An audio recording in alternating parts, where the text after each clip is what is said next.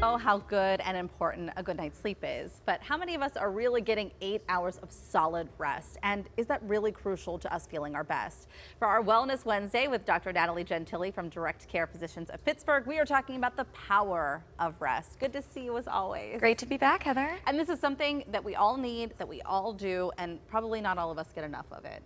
You know, June is Brain Health Awareness Month, and something, we talk a lot about dementia, we talk a lot about cognitive health, but something we are doing or not doing well day in and day out is our sleep. That can greatly impact our brain.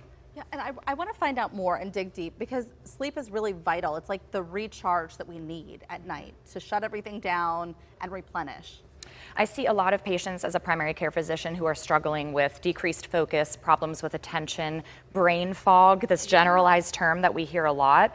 And when you really dive deep with them, it really comes down to their sleep habits in a lot of cases. Yeah, and so what is it that you recommend? How much sleep should we be getting? Because we've heard this 8-hour golden rule. Is that really what we need? So the golden rule I've found is so person dependent. It's really, we can't apply it to everybody.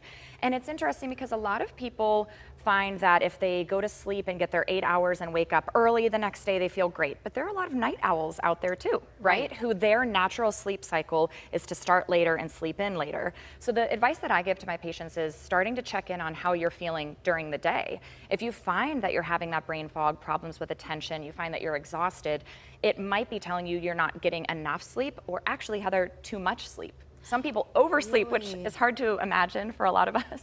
I would love that problem. Is that a real thing? Well, it's interesting also because certain mental health issues like depression and anxiety could make somebody undersleep or oversleep, and both can have similar symptoms throughout the day. So what do you do, or what do you tell people who work, because we know a lot of people work shift work, whether you're a first responder, if you're a nurse or a doctor, we know a lot of people work shift work. So what do you tell people who can't get that regular 8 hours of sleep, like going to bed at a decent hour and waking up at a routine hour? Yeah, so for them, it's a matter of getting sleep when they can, and they might need to use certain helpful tools like meditation. There are certain sleep medications or sleep supplements that are out there that people find beneficial to help them at least adjust to a point where they can get to sleep, get even a few hours of sleep to catch up. But it really is challenging for those who are working shifts that are very irregular. I'm glad you brought up the supplements and that sort of thing, because I've been known to take melatonin here or there when I've struggled.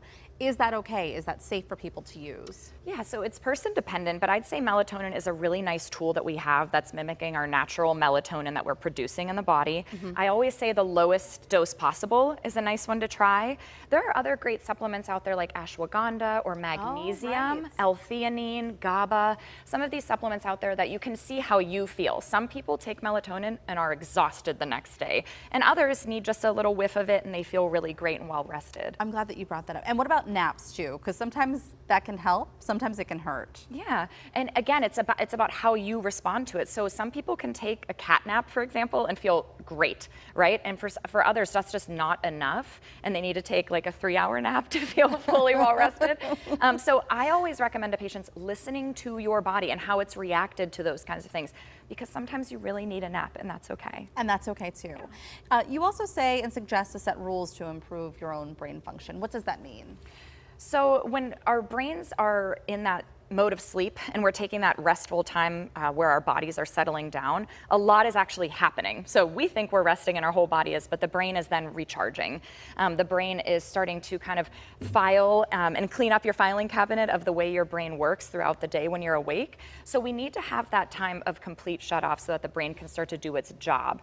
During the day, we're so active. There's so much stimulation going on that it's very easy to have problems with your focus and attention just by our day-to-day culture.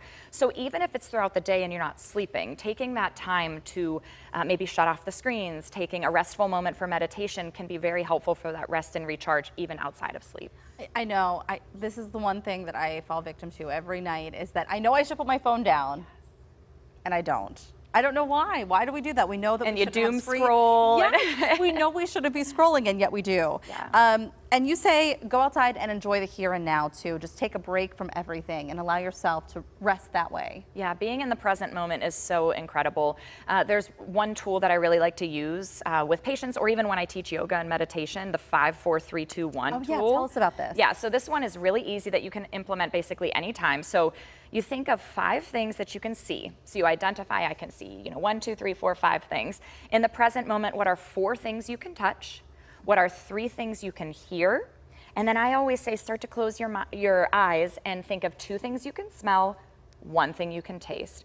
And just taking a minute or 2 to do that 5, 4, 3, 2, 1 can help you come back into the present moment, reset, and go about your day or fall asleep. Oh, I love that idea, especially trying to fall asleep. Yes. Shut off the devices. 5, 4, 3, 2, 1. Last thing I'll say is you don't have to earn your rest. And I think a lot of people think that they have to earn rest. You deserve to rest. You deserve to take a time to rest and recharge. And that's what we need it too. Thank you so much, Dr. Gentile.